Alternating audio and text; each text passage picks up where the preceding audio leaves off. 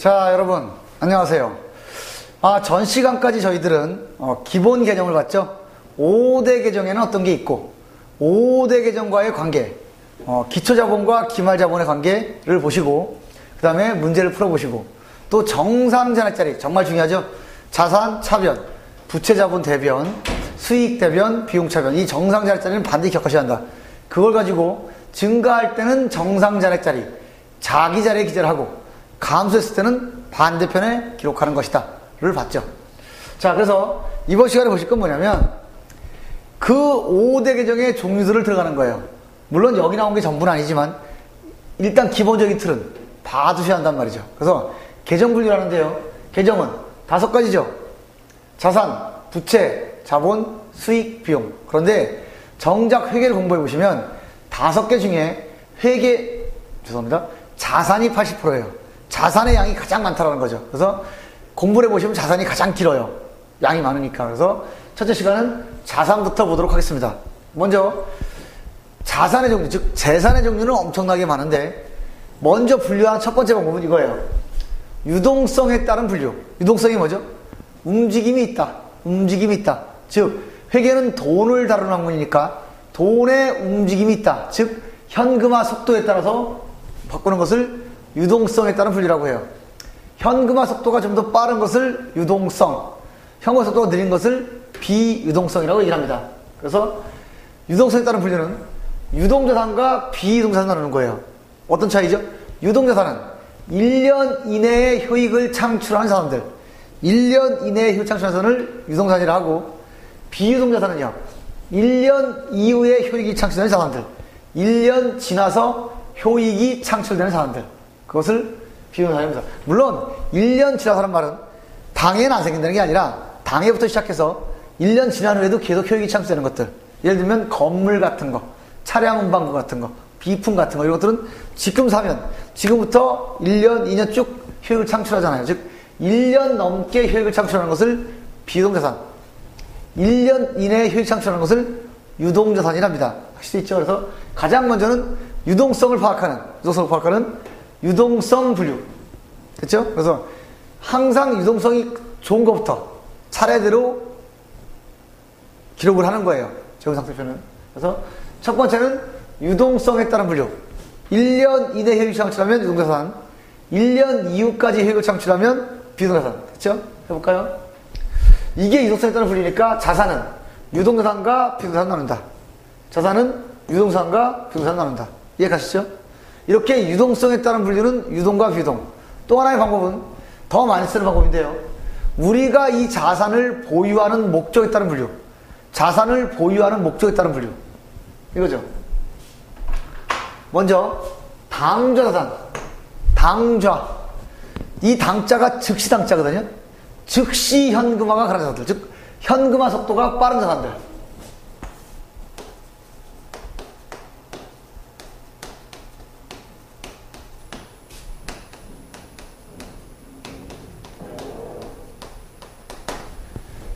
당자산은 현금화 속도가 빠른 자산이에요.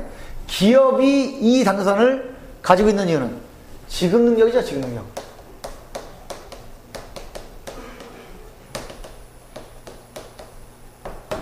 빠른 현금화를 통한 지급 능력 확보. 거래를 하다 보면 필연적으로 현금이 나가야 할 때가 있죠. 그때 빠르게 현금화 시켜서 준다는 게 목적인 거죠. 보유 목적. 이해하시나요? 그래서 당좌, 즉시 현금화가 가능한 자산들. 당좌. 영어로 할 때 퀵 에셋이에요. 퀵 에셋. 그만큼 현금화가 빠르다. 현금화가 빠르다는 얘기는 내가 이걸 가지고 있다가 빨리 현금화 시켜서 줄 돈을 줄 수 있다는 얘기죠.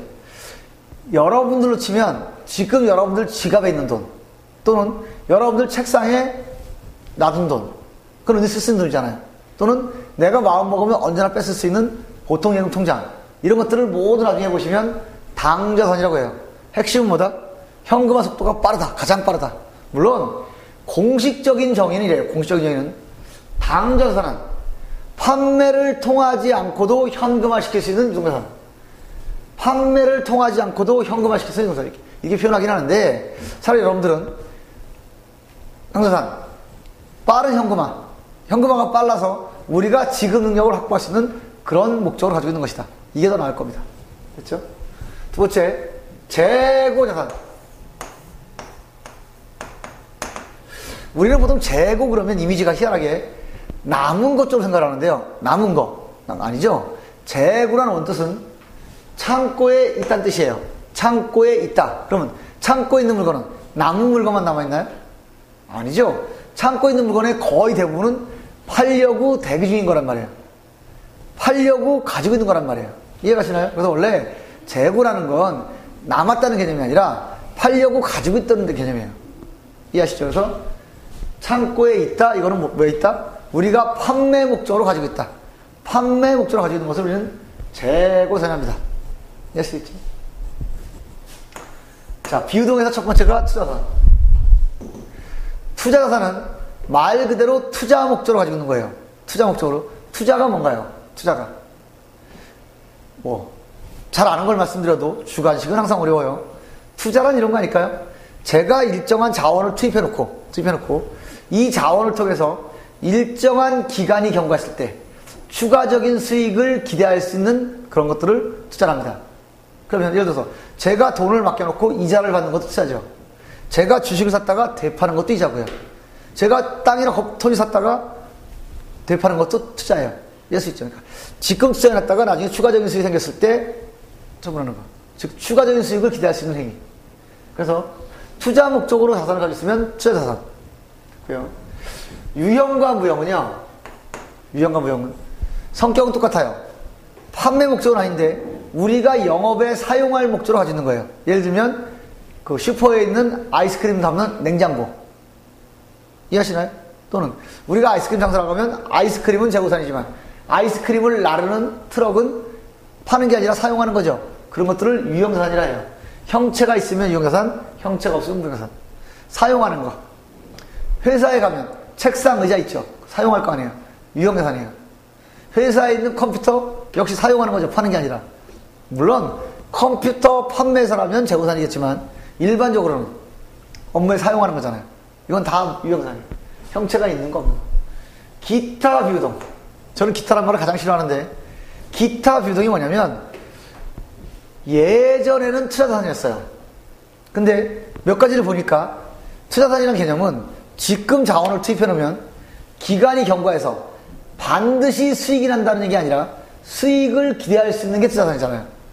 그런데요, 이 기타 비유동이라는 것들은 자원을 투입해 놨어요. 근데 몇 년이 지나도 추가적인 수익이 나올 수 없는 종류들. 그것들은 절대 투자가 아니거든요. 투자는 투입해 놓고 추가적인 수익이 창출될 수 있는 행위를 해야 돼요. 설령 실패할 때라도 행위 자체가 추가적인 수익이 나올 수 있는 행위를 투자라고 한다고요. 그런데 기타 비용은 되지가 않아요. 대표적인 게 뭐다? 보증금.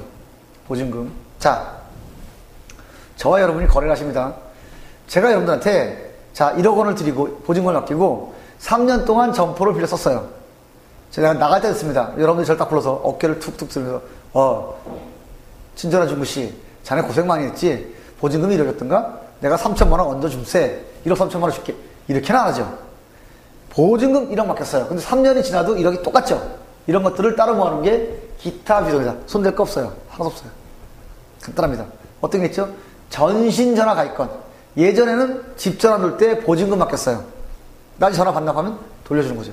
즉 보증금 성격들이 대표적인데 크게 신경 쓸 거 없다. 여러분 핵심 신경 쓰실 건 당좌, 재고, 투자, 유형, 무형 5가지가 일단 핵심이에요. 그리고 굳이 시험을 언급하자고 하면 전산회계 1, 2급은 요 비중이 가장 커요. 당좌, 재고. 전산세무 2급은 유형자산이 커요. 비중이. 보시면 됩니다. 자, 그래서 먼저 재무상태표를 보죠. 먼저 재무상태표는 자산, 부채, 자본을 나누는 것이며 먼저 유동성에 따른 분류를 합니다. 유동자산, 비동자산. 유동부채, 비동부채. 아직 자본을 손대지 마세요. 그려는 놨지만 지금 외울 게 아니에요. 나중에 맨 뒤에 가서 한다고요. 쓰실 필요 없고. 어쨌거나 자산, 부채, 자본을 나누고요. 가장 먼저 유동성에 따른 분류. 유동산과 비동자산. 유동부채와 비동부채를 먼저 나누셔야 한다. 됐죠? 그 다음에 자산의 보유 목적에 따라서 우리가 빠른 현금화를 통해서 지급 능력을 확보하는 게 당좌자산. 우리가 판매를 목적으로 보유하는 모든 자산을 재고자산. 자, 우리가 투자 목적으로 가지고 있는 자산을 투자자산. 우리가 사용할 목적으로 가지고 있는 것 중에 형체가 있는 것을 유형자산. 우리가 사용할 목적을 가지고 있는데 형체가 없는 거, 뭐 특허권 같은 거, 뭐 예를 들면 의장권 이런 것들. 기타 비유동은 보증금 같은 거. 이해가시나요? 됐죠? 됐습니다. 뭐 부채는 그냥 1년 안에 갚을 거 유동부채, 1년 이후에 갚을 거는 비유동부채예요. 그리고 자본을 일단 손댈 필요 없다. 지금 기초 단계에서는 요거 하나만 있다고 볼 거예요. 나중에 다 배워야 되지만 일단 하나만. 이해할 수 있죠? 그래서 요 제가 순서를 매겨놓은 이유는 1, 2, 3, 4, 5, 6 순서 매겨놓은 이유는 이게 현금화 속도가 빠른 속도, 즉 유동성이 큰 것부터 차례로 배열을 한 거란 말이에요. 이해 가시나요? 하실 수 있죠. 이렇게 해서 먼저 재무상태표의 개정을 봤는데요. 여러분 눈에 이게 보이면 성공하고 있는 거예요. 재무상태는 언제나 어떤 시점이 중요하다. 내가 원하는 시점의 재산이 얼마나 중요하죠. 내가 원하기 얼마 전에 잘 살았다 이런 의미가 없어요. 지금 얼마나 중요하기 때문에 항상 이 보면 딱 시점이 나타나 있어요. 나중에 손익계산서는 기간이 나타납니다. 이해할 수 있죠? 됐습니다. 그래서 6가지를 봤고요. 한번 해볼까요? 여러분들 감각을 위해서 좀 시작하시는 단계니까. 자, 일단은 여러분들이 공부하시는 건 물건을 만들어 팔거나 또는 물건을 사다가 파는 업종을 일단 원칙으로 합니다. 물건을 완제품을 사와서 파는 기업을 상기업이라 하고, 상기업. 우리가 만들어 파는 기업을 제조기업이라 해요. 어쨌거나 여러분들 공부는 특별한 단서가 없는 한 상기업 아닌 제조기업이에요. 전산회계 2급은 상기업 대상, 전산회계 1급, 전산세무 2급, 전산세무 1급은 모두 제조기업 대상이에요. 이해하실 수 있죠? 그러면 보세요. 우리는 이 분필을 만들어 팔아요. 그렇다면 이 분필 자체가 재고산이죠. 우리는 이걸 파는 거니까, 팔려고 가지고 있는 거니까. 이해 가시나요? 그러면 이 분필을 나르는 트럭이나 이 분필을 뭐 담는 무슨 박스 같은 거, 이런 것들은 사용하는 거니까 유형사는 거예요. 이거는 팔지만, 이 분필은 팔지만 이걸 싣고 간 트럭을 파는 건 아니죠. 그죠? 이걸 파는 거. 또 설령 판다고 해도 애초부터 그 트럭은 판매 목적이 아니라 사용 목적이기 때문에 유형사는 거예요. 이해 가시죠? 근데 단지 이럴 수는 있죠. 그 트럭도 재고산이 될 수가 있겠죠. 업종에 따라서는. 예를 들어서 자동차 판매회사에 있는 트럭은 판매 목적으로 있으니까 재고산이죠. 이해가시나요? 우리는 물건 파는 게 주목적이니까 타 회사의 증권을 사오면 그건 투자예요. 비쌀 때 팔 거니까. 그런데 우리가 만약에 증권회사라면 그건 그 자체가 재고 자산이 되겠네요. 이해하실 수 있나요? 할 수 있죠. 됐습니다. 이것도 마찬가지죠. 만약에요, 우리는 지금 제조기업인데 우리가 땅을 사요. 그러면 그 땅을 일단 사용할 목적이잖아요. 그때는 유형산이란 말이에요. 근데 만약에 그 땅을 산 기업이 부동산 매매회사면 그건 재고 자산이 되겠네요. 맞죠? 그런 거죠. 됐습니다. 그래서 항상 우리가 이 자산을 구분하는 건 형체를 보고 하는 게 아니고요. 회사가 그 자산을 왜 가지고 있는지 그 보유 목적에 따라 분류하는 거예요. 학생들이 가장 많이 하는 실수가 형체를 가지고 판단해요. 형체 가지고 판단이 안 되는 겁니다. 그걸 왜 가지고 있느냐. 똑같은 토지일지라도 투자 목적으로 가지고 있으면 투자산, 사용 목적으로 가지고 있으면 유형산, 부동산 매매 했으면 재고산이 된단 말이에요. 차량도 마찬가지죠. 일반적으로 차량을 사용하는 목적이니까 유형산. 근데 자동차 판매회사라면 재고산이 될 거고, 판매 목적이니까. 만약에 이게 한정판 차량이라서 잘 가지고 있으면 돈이 되겠구나 해서 가지고 있다 가정하면 투자가 될 수도 있죠. 여하튼 보유 목적에 따른 분류란 말을 절대 잊지 마시고. 자, 이제 자산의 큰 틀을 봤으니까 이제부터 하나씩 자산에 어떤 것이 있는지를 보도록 하겠습니다.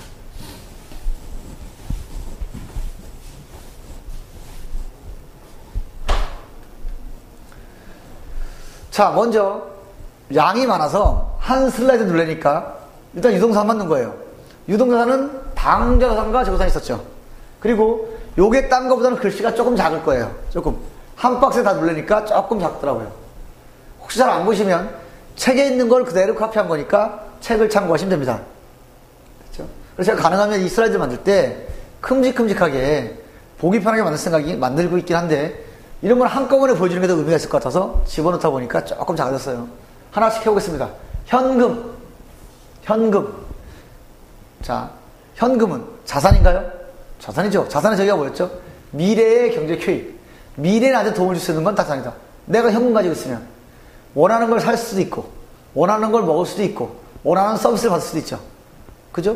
그래서 사람들 현금 좋아하잖아요. 특히 부모님들 현금 좋아하시죠. 그 설날 같은 때, 생신 같은 때 전화드려서 어머니 또는 아버님 혹시 선물 뭐 받고 싶은 거 있으세요? 에이, 선물은 무슨, 이렇게 말씀하시는 건 나는 현금이 좋아, 이 얘기와 같습니다. 사실은 여튼 됐습니다. 아니 뭐 맞죠. 젊은 사람들이 보는 감각과 어른들이 보는 감각이 다르기 때문에 젊은 사람들이 뭐 이쁜 거 사준다고 해서 반드시 이쁘란 법이 없어요. 차라리 당신들께서 마음에 드는 거 사시는 게 낫죠. 그래서 현금 가장 대표적인 자산입니다. 그래서 얼마나 좋은 현금이면 유명한 명언도 있잖아요. 뭐니 뭐니 해도 머니, 뭐니 뭐니 해도 머니. 가장 좋은 자산이에요. 두 번째, 당좌예금. 당좌예금은 아직은 안 배웠어요. 나중에 본 수업에 들어가서 맨 앞에서 나오는 건데, 당좌예금은 우리가 수표를 발행하기 위해서 은행에 맡겨놓은 예금이에요. 그 금액 한도 내에서 수표 발행하기 위해서. 그렇다면 예금은 맡겨놓은 거니까 미래이익이 있나요? 있죠. 우리가 원할 때 빼올 수가 있잖아요. 그건 우리 거잖아요. 내가 원하면 빼올 수 있으니까 효익이 있다. 자산이죠. 이해하셨나요? 자, 보통 예금. 그럼 자산의 정의의 미래효익은 뭐였죠? 미래효익은 돈이 들어올 일이, 미래에 돈이 들어오거나 미래에 돈이 나갈 걸 막아주거나 우리가 어떤 걸 받을 권리가 있거나 또는 어떤 서비스를 받을 권리가 있거나 이 권리까지 포함해서 자산이에요. 우리가 서비스를 받을 권리, 미래효익이 있죠. 됐죠? 자, 그럼 보통 예금. 우리가 갖다 맡기고 필요할 때마다 빼쓰는 거잖아요. 맞나요? 이 보통 예금은 갖다 맡긴 돈이고 내가 원할 때 언제든 돈을 가져올 수 있으니까, 미래 가져올 수 있으니까 역시 자산. 이 세 가지가 일단 가장 많이 나오는 자산이에요. 일단은 현금 당연하고요. 당좌예금은 수표를 발행하기 위해서 예치한 금액. 그러면 필요할 때 돈을 빼올 수 있잖아요. 보통 예금은 마찬가지고요. 자, 단기 금융상품. 단기는 회계상 장단기 구분은 언제나 1년입니다. 1년을 기준으로 1년 이내면 단기, 1년을 넘어가면 장기라고 부르는 거거든요. 그러면 어려운 얘기 아니고요. 단기니까 이럴까요? 단기니까 1년 이내. 1년 이내. 단기니까 1년 이내. 1년 이내. 1년 이내에 현금화 시킬 수 있는 모든 금융상품. 1년을 넘기지 않고 1년 이내에 현금화 시킬 수 있는 모든 금융상품을 단기 금융상품이랍니다. 이해가시나요? 금융상품의 이름은 상관없어요. 예금이든 적금이든 부금이든 또는 뭐 CMA든 MMF든 CP든 RP든 다 상관없어요. 이름은 상관이 없어요. 중요한 건 뭐다? 당자산은 빠른 현금화가 목적이니까 1년 안에 현금화가 되느냐만이 중요한 거지 그 상품의 이름은 전혀 중요하지 않다.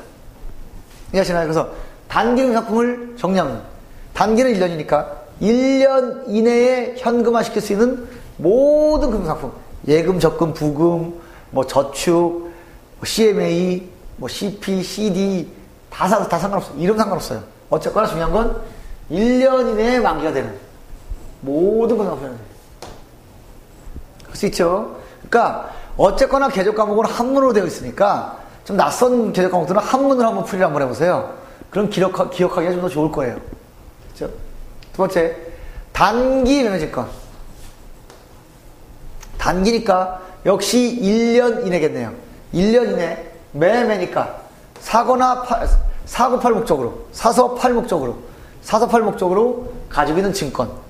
회계상 증권은 두 가지밖에 없어요. 상법상 증권은 엄청나게 많지만 회계상 증권은 딱 두 개만 일단 봅니다. 이렇게 봐요. 됐죠? 상법에 가면 증권의 종류가 정말 많거든요. 근데 그건 상법 얘기고 회계에서는 증권 그러면 주식이나 채권 두 가지가 섞어질 거예요.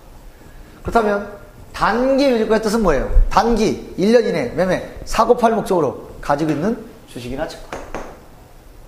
계절 과목 잘 익히셔야 돼요. 그렇죠? 자, 노란색 쓴 거. 외상매출금. 외상매출금이라는 말은 들어보셨죠? 이게 뭐죠? 물건 팔고 돈 아직 못 받은 거. 그걸 외상이라고 하잖아요. 그런데 중요한 건 요 용어예요. 용어. 매출이라는 개념.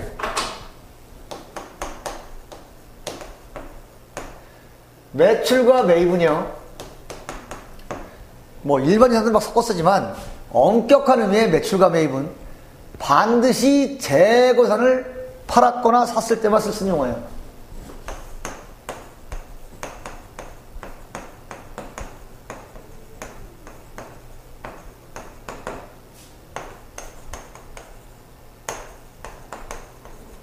이해 가시죠? 그래서 재고산을 외상으로 판매한 금액을 외상매출금이랍니다. 그렇죠? 반면에 상품을 판매했어요. 근데 그쪽에서 아유 저희가 3개월에 드릴게요 하고 만약에 어음을 줬어요 그한테. 그럼 우리는 그 어음이 받을 거잖아요. 돈 받을 거니까 받으러움이라 해요. 받으러움도 반드시 재고산 거래만 써야 합니다.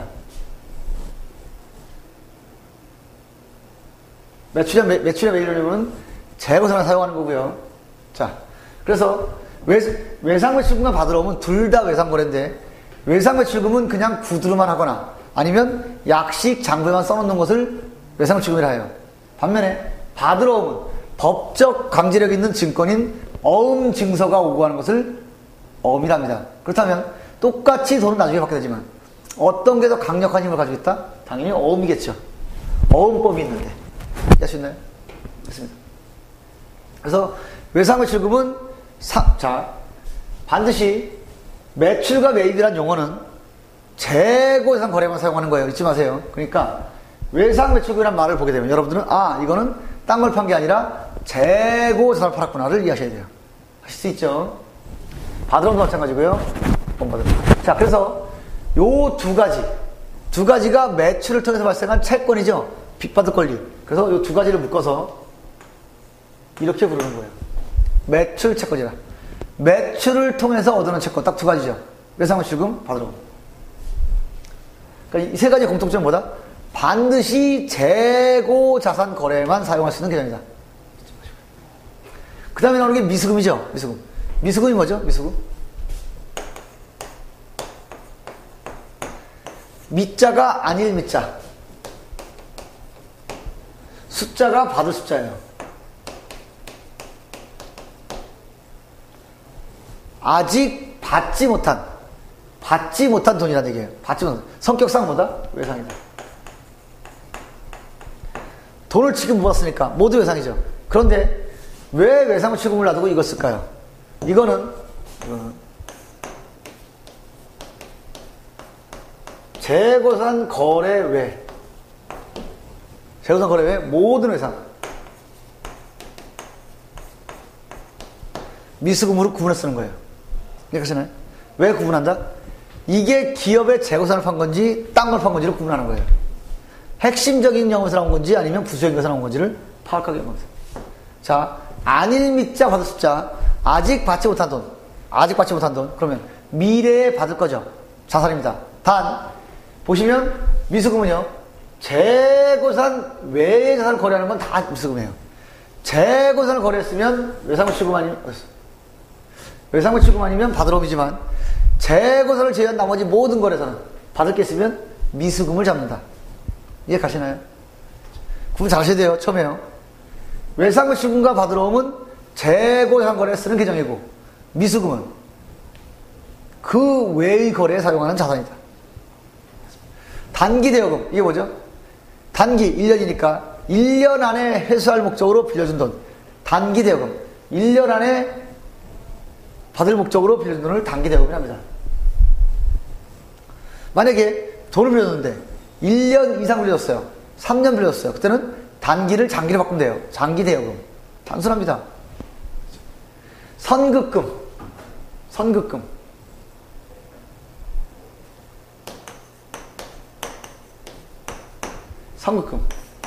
선자가 먼저 선자예요. 먼저 선착순 할 때 선자. 급자가 줄급자예요. 줄급자. 그러면 선급 뜻은 뭔가요? 먼저 준 돈. 어떤 때보다? 물건 받기보다 먼저 준 돈. 여하튼 내가 얻을 걸 얻은 다음에 돈을 주는 게 아니라 얻을 걸 얻기 전에 돈을 주는 걸 선급이라고 해요. 특히 잘 헷갈리지 마세요. 이 급자가 줄급자라는 거. 여러분이 처음 하실 때 선급하고 선수를 많이 헷갈려요. 선급은 먼저 준 거, 선수는 먼저 받은 거거든요. 헷갈리지 마세요. 요 급자가 준다는 뜻의 줄급이다. 우리가 준 거니까 줄급 써서 선급. 나중에 먼저 받았으니까 숫자를 써서 선수금. 이렇게 하는 거예요. 이해할 수 있죠? 됐습니다. 자, 재고산 세 가지 나왔죠? 상품, 제품, 성품. 상품과 제품의 차이는 상품은 완제품을 사와서 그대로 파는 거예요. 제품은 우리가 만들어 파는 겁니다. 둘 다 대표적인 재고산이다. 할 수 있죠? 특히나 이거 주의하셔야 돼요. 요거하고 요거. 재고자산 거래에는 외상보충금이나 받으려면 그냥 쓰지만 재고산이 아닐 때는 외상으로 했던 업무를 받았던 모두 미승으로 한다. 자, 비유동자산. 가장 먼저가 투자산인데요. 투자산. 아까 1년 이내에 현금화되는 것을 단기금융상품이라고 했죠. 그게 1년 이후에 현금화되는 것은 장기금융상품. 아까 1년을 사고 파는 단기매집권 있었죠. 단기매집권은 1년이 아니라 그 이상 보고 팔면 장기투자증권. 어려운 거 없어요. 또 1년 이내의 기간을 빌려주면 단기대금인데 1년 이상의 기간을 빌려주면 장기대금이라고 해요. 이해할 수 있나요? 보세요. 금융상품 뭐가 발생하죠? 이자 발생하죠. 장기투자증권은 매매 차익이 발생하죠. 장기대금도 이자 발생하잖아요. 추가적인 수익이 나오잖아요. 이런 것들을 투자자산이란다. 그렇다면 투자부동산은 뭘까요? 투자부동산. 부동산 어떤 건 상관없는데요. 우리가 사용할 목적이 아니라 나중에 차익을 노릴 목적으로 가지고 있는 것들은 모두 다 투자부동산이다. 땅이나 건물을 우리가 사업에 사용을 하면 그거는 사용하니까 유형자산이 돼요. 그런데 그게 아니라 내가 땅이나 건물 사놨다가 좋을 때 팔아야지. 이건 투자 개념이죠. 사용하는 게 아니니까. 그래서 똑같이 건물에 토지 사더라도 토지나 건물을 우리가 활용할 거라면, 사업에 사용할 거라면 계적 과목을 토지, 건물 이렇게 쓰는 거고요. 사용하지 않고 나중에 대팔 목적일 때는 그냥 모두 통칭해서 투자 부동산이라는 개념을 쓰는 겁니다. 이해할 수 있죠? 유형자산. 자, 사용하는 것 중에 형체가 있는 것들. 토지, 형체가 있죠. 제가 노란색 쓴 거는 유형자산은 다 사용하는 목적을 가지고 있단 말이에요. 토지 사용하면 되고, 건물 사용하면 되고, 기장치 사용하면 돼요. 차량 운반거도 사용하면 되고요. 비품도 사용하면 돼요. 차차차 익혀갈 겁니다. 그 다음에 무형자산은 영업권, 광업권, 어업권, 특허권, 상표권, 각종의 권리들을 우리는 무형자산이랍니다. 형체가 없는 것들. 이해 가시죠? 자, 부채 분류. 똑같아요. 자, 외상매입금. 재고 담당을 외상으로 매입한 금액. 이 매입이라는 용어는 재고상밖에 못 써요. 자, 2번. 지급어음. 재고 등을 매입하고 우리가 발행해준 어음. 받을 게 아니라 준 어음이니까 지급어음이에요. 잊지 마실 건 이 두 가지는 반드시 재고자산 거래에 써야 한다. 예를 들어서요. 생각해보세요. 제가 기업을 하고 있는데 우리 차량이 망가져서 딴 사람 차량을 사왔어요. 근데 만약에 현금이 없어. 한 달에 줄게. 라고 했을 때 그 트럭은 재고산이 아니죠. 그래서 반드시 이건 못 쓴단 말이에요. 매상매출금, 매상매입금. 그 다음에 받으러 온 지급어음. 이 네 가지의 계정은 재고산 거래가 아니면 절대 사용할 수 없는 계정이다. 그래서 이 두 가지를 묶은 게 매입채무라는 거죠. 평상시에는 매입채무라는 개정을 잘 안 써요. 평상시에는 그냥 이 개정 과목을 다 씁니다. 이렇게. 근데 나중에 모을 때는 모아지죠. 이제 가시죠. 단기차입금. 1년 이내에 상환할 조건으로 차입한 금액. 단기차입금이고요. 미지급금. 재고자산 이외에 거래에서 발생한 외상은 모두 미지급금이 된다. 재고자산을 제외한 건 모두. 미지급금도 미래에 갚아야 되니까 뭐죠? 부채잖아요. 선수금은요. 아까 조심하시라 그랬죠. 선급금이 줄급자라면 선수금은 먼저 선자 받을 숫자예요. 먼저 받았다. 내가 줘야 될 거 주기 전에 먼저 받았다는 얘기예요. 이해하시죠? 사채. 사채는 여러분들이 흔히 상상하시는 깍두기를 얘기하는 거 아닙니다. 사채는 법에서 허용한 자금 조달 수준이에요. 절대 깍두기를 얘기하는 건 아닙니다. 마지막, 퇴직급여 충당부채. 퇴직급 충당부채. 퇴직급 충당부채는 뭐냐면 나중에 직원들의 퇴직금을 지급하기 위해서 모아두는 돈을 퇴직급 충당부채를 합니다. 이건 지금 환율이 좀 내려오면서 한 줄을 가렸죠. 뭐라고 써있나요? 재고 자산거래. 외상매출금과 받으러옴, 외상매입금과 지급함은 반드시 재고 자산 거래에만 사용하고 재고 자산 외의 모든 거래에는 미수금, 미지급이라는 계정을 사용하는 것을 반드시 기억해야 돼. 이렇게 강조해도 나중에 꼭 틀려요. 조심하시고요. 그러니까 외상매출금, 받으러옴, 이건 팔았을 때 하는 거고요. 외상매입금, 지급함, 이 네 가지만 재고 자산 거래에 사용할 수 있는 것이다. 나머지는 다 미수금 아닌 미지급이에요. 자본은요, 사실 5가지가 있는데, 지금 해봐야 외우기만 하니까, 지금은 넘어가고, 자본은 그냥 자본금이 있구나, 이 정도만 이해하시면 됩니다. 그렇죠? 됐습니다.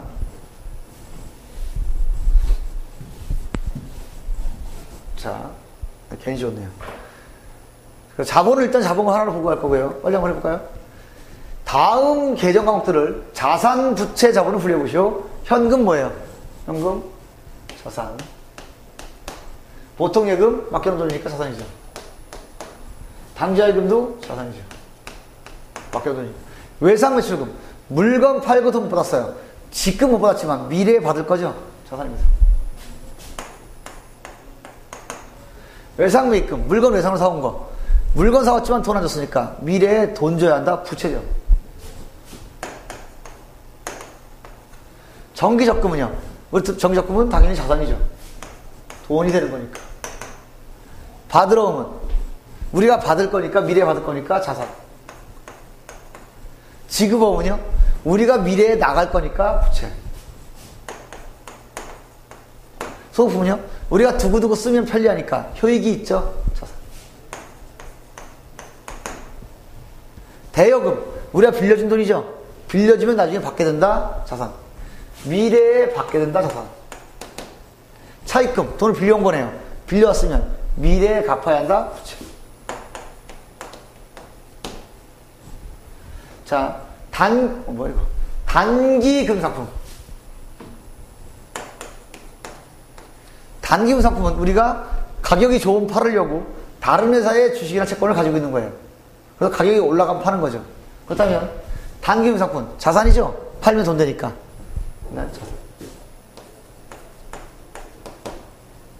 미수금, 아직 받지 못한 돈, 미래에 받게 될 것이다. 자산. 14번 미지급은요, 아직 주지 않은 돈. 언젠간 줘야 되죠. 뭐가 된다? 부채. 15. 단기 매집권. 1년 이내에 사고 팔 목적으로 가지는 증권, 뭘까요? 팔면, 우리 가지고 있는데, 팔면 돈 되죠. 이해가시죠? 선급금. 먼저 선자, 줄급자. 먼저 줬대요. 그럼 우리는 뭐죠? 그 준 만큼 받을 권리가 생기죠. 받을 권리 생깁니다. 그래서 이거는 뭐죠? 선수금은 먼저 받은 돈이라는 얘기잖아요. 먼저 받은 돈. 그러니까 뭘 먼저 받았다는 얘기는 내가 그 대가를 치러야 한다는 얘기잖아요. 물건을 주든가 서비스 제공하든가. 그래서 뭐 한다? 부채.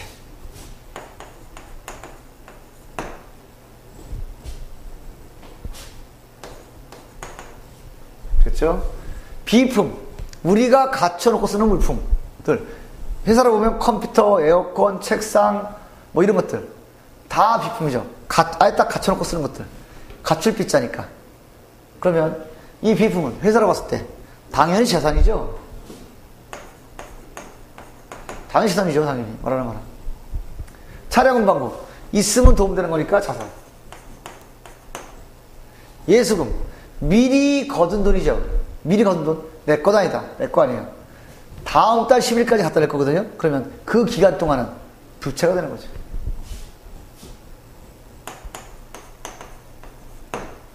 이해할 수 있죠? 토지는요? 효익이 있죠? 자산. 자본금은 말 그대로 자본으로 하고요. 자, 건물. 가지고 있으면 미래 효익이 있다, 없다? 있죠. 당연히 있죠. 자산이에요. 상품도 역시 자산이겠죠. 보셨나요? 아, 요거는 좀 길더라도, 정말 많다. 안 되겠네요. 여기까지만 해야 되겠네요. 지금도 지금 30분이 조금 넘었는데, 끝내고 하려니까 안 되겠네요. 자, 됐습니다. 이번 시간에는 계정의 분류 첫 번째 시간, 자산을 봤어요. 이해하시죠? 다음 시간에 자산에 대한 문제를 몇 개 더 풀어보고, 다음 수익과 비용을 보도록 하겠습니다. 자, 여러분, 이번 시간도 수고 많으셨습니다.